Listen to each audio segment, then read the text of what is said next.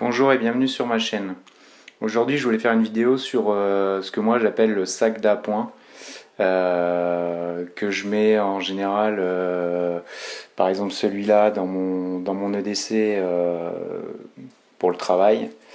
Celui-là plus mon EDC, on va dire famille par exemple. Enfin, peu importe, hein, c'est parce que moi ils sont rangés comme ça, mais et ça par contre c'est plus celui que je mets quand je pars dans la verte.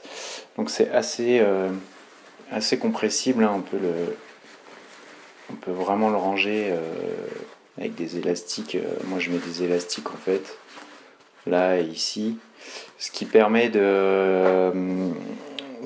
en fait, par exemple dans la verte, quand j'ai besoin de récolter des choses, je sais pas, quand c'est le temps des châtaignes, le temps des champignons ou autre. L'avantage c'est que c'est un sac en tissu, donc ça fait pas le bruit des sacs plastiques.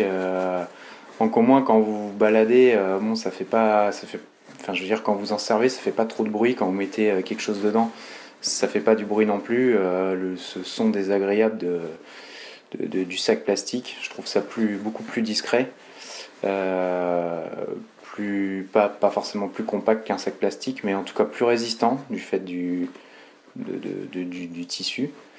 Donc ça c'est quelque chose que j'ai toujours sur moi dans la verte, parce que si j'ai vraiment besoin, il y a quand même une bonne contenance.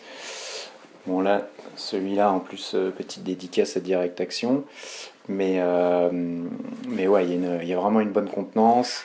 Il y a des anses, soit pour le tenir à la main, soit des grands anses pour le tenir sur l'épaule. Donc ça c'est vraiment pas mal.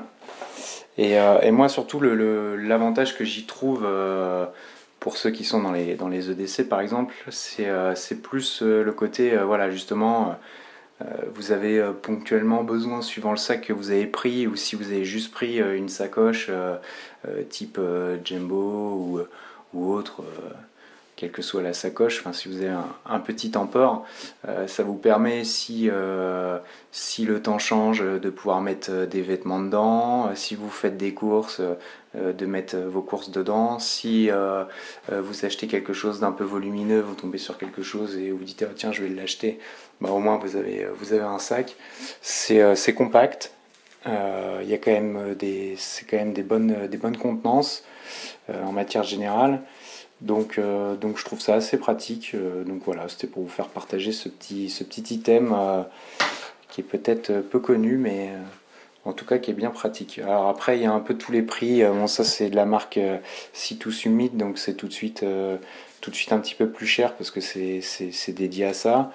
Je ne vais pas vous dire de bêtises, mais à mon avis, on est bien entre 15 et 20 euros, ça, à vérifier. Ça, c'est un sac Ikea. Donc, euh, donc ça, je crois que c'était 2 euros. Ça, je l'ai eu gratuitement.